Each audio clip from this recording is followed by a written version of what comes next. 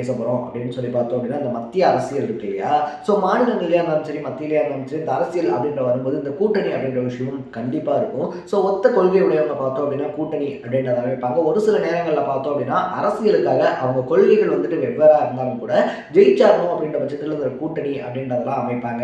But ஒரு சில கூட்டணிகள் அப்படின்றது பார்த்தோம் அப்படின்னா ரொம்ப சக்ஸஸ்ஃபுல்லாக போய்கிட்டு இருக்கும். தமிழ்நாட்டை பொறுத்த வரைக்குமே பார்த்தோம் அப்படின்னா திமுக காங்கிரஸ் மாதிரி அப்படின்னே சொல்லலாம். ஆனால் ஒரு சில கூட்டணிகள் பார்த்தோம் அப்படின்னா அப்பப்போ ஒன்று சேருவாங்க, அப்பப்போ இனிமேல் மூஞ்சிலே முடிச்சுக்க மாட்டோம் அப்படின்னு சொல்லுவாங்க. லைக் அதிமுக பாஜக மாதிரி அப்படின்னே சொல்லலாம்.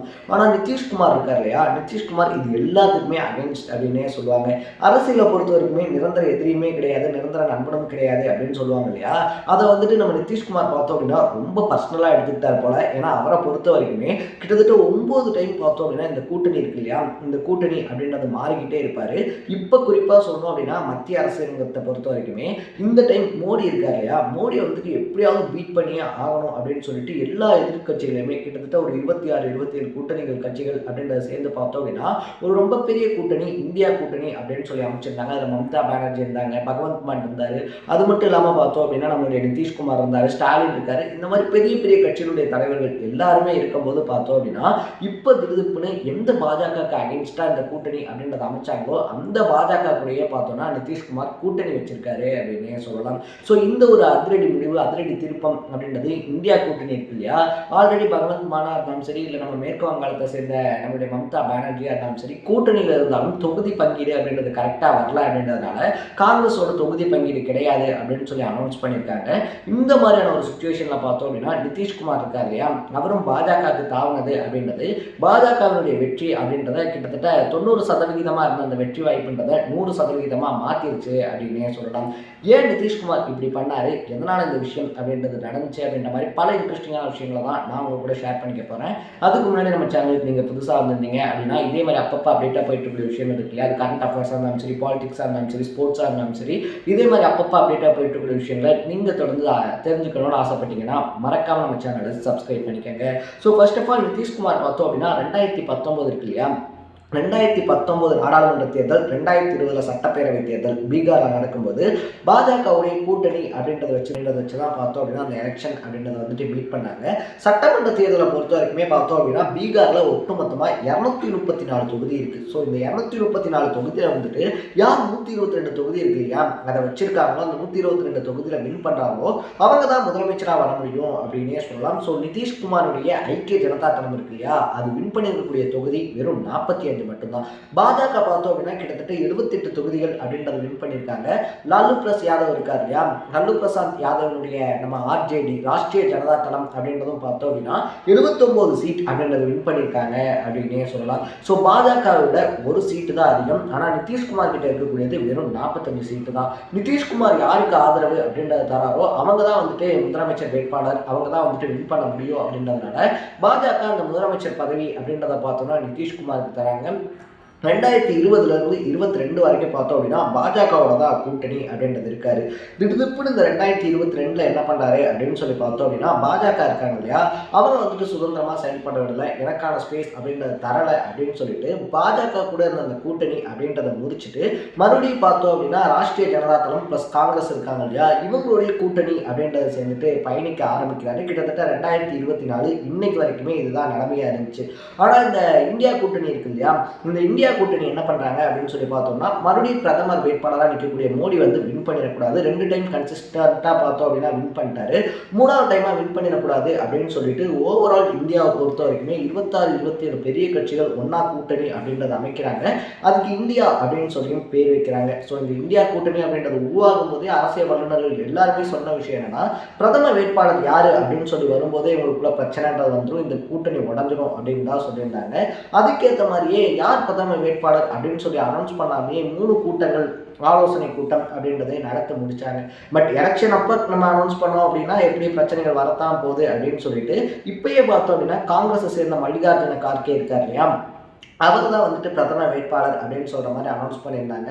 அந்த இடத்துலேயே பார்த்தோம் அப்படின்னா மம்தா பானர்ஜியாக இருந்தாலும் சரி, இல்லை நிதிஷ்குமாராக இருந்தாலும் சரி டிசப்பாயின்மெண்ட் ஆயிட்டாங்க அப்படின்னு சொல்லப்படுது. ஏன்னா நிதிஷ்குமாரை பொறுத்த வரைக்குமே பார்த்தோம் அப்படின்னா அவருக்கு தான் அந்த பிரதம வேட்பாளர் அப்படின்ற இடம் ஒதுக்கப்படும் அப்படின்னு சொல்லிட்டு ஹை எக்ஸ்பெக்டேஷனில் இருந்ததாகவும் அது இல்லை அப்படின்னு சொல்லி சொன்னோடனே பார்த்தோம் அப்படின்னா அவர் டிசப்பாயின்மெண்ட் ஆயிட்டாரு அப்படின்னு சொல்லி சொல்கிறாங்க.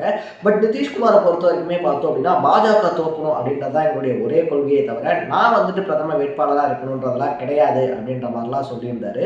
அதுக்கப்புறமும் பார்த்தோம் அப்படின்னா கடந்த 2 நாளாகவே நம்ம நிதிஷ்குமார் இருக்கார் இல்லையா, அவர் வந்துட்டு பாஜக கூட இந்த பேச்சுவார்த்தை அப்படின்றத வந்து நடத்திக்கிட்டு இருக்காரு. ராஷ்டிரிய ஜனதாதளம் காங்கிரஸ் இருக்கு இல்லையா, அதனுடைய ஆதரவு அப்படின்றத வந்து விட்டுட்டு முதலமைச்சர் பதவி அப்படின்றத ராஜினாமா பண்ணிட்டு மறுபடியும் இமீடியட்டா பார்த்தோம் அப்படின்னா பாஜகவோட கூட்டணி அப்படின்றத சேர்ந்துட்டு மறுபடியும் பார்த்தோம் அப்படின்னா ஆட்சி அமைக்க போறாரு அப்படின்னு சொல்லி 2 நாள் இந்த டாக் அப்படின்றது படுபயங்கரமா போய்கிட்டு இருந்துச்சு. என்னடா இந்தியா கூட்டணியில பார்த்தோம் அப்படின்னா முக்கியமான தலைவராக பார்க்கப்பட்ட ஒரு நிதிஷ்குமார் பார்த்தோம் அப்படின்னா எப்படி திடுப்புன்னு பாஜகவுக்கு போவாரு அப்படின்னு சொல்லி ஒரு சிலர் கேட்டுக்கிட்டு இருக்கும்போது அவர்லாம் வந்துட்டு பச்சோந்தையை விட மோசமான ஆளுங்க.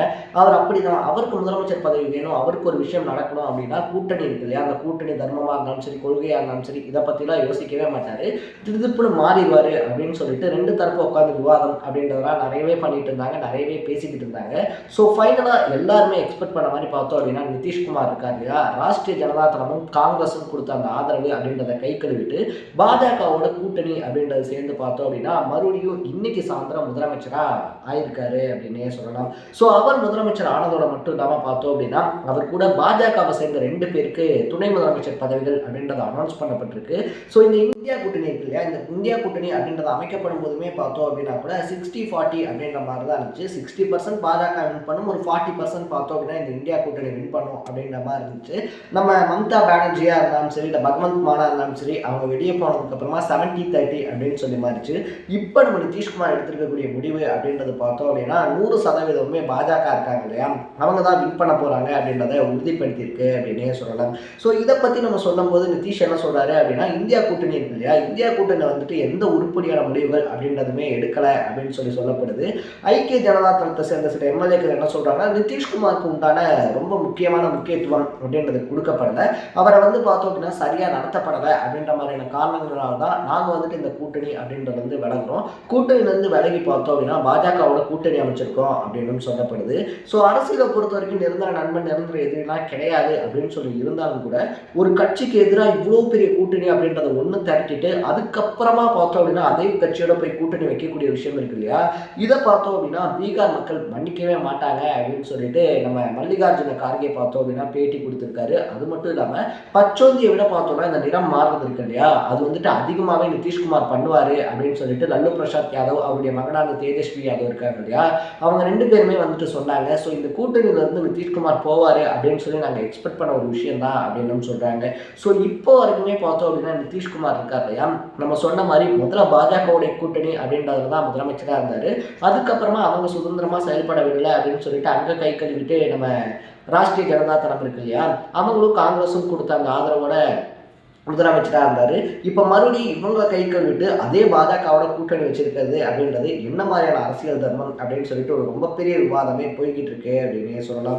ஸோ இந்த விஷயத்தை பற்றி நீங்கள் என்ன நினைக்கிறீங்கன்றத கமெண்ட் செக்ஷனில் பதிவு பண்ணிவிட்டு இதே மாதிரி அப்பப்போ அப்டேட்டாக போயிட்டு இருக்கக்கூடிய விஷயங்கள் இருக்கு இல்லையா, அது கரண்ட் அஃபேர்ஸாக இருந்தாலும் சரி, பாலிடிக்ஸாக இருந்தாலும் சரி, ஸ்போர்ட்ஸாக இருந்தாலும் சரி, இதே மாதிரி அப்பப்போ அப்டேட்டாக போயிட்டு இருக்கக்கூடிய விஷயங்களை நீங்கள் தொடர்ந்து தெரிஞ்சுக்கணும்னு ஆசைப்பட்டீங்கன்னா மறக்காமல் நம்ம சேனலை சப்ஸ்கிரைப் பண்ணிக்கோங்க. நாளைக்கு இதே மாதிரி ஒரு இன்ட்ரெஸ்டிங்கான வீடியோட சந்திக்கலாம். Tata, bye by.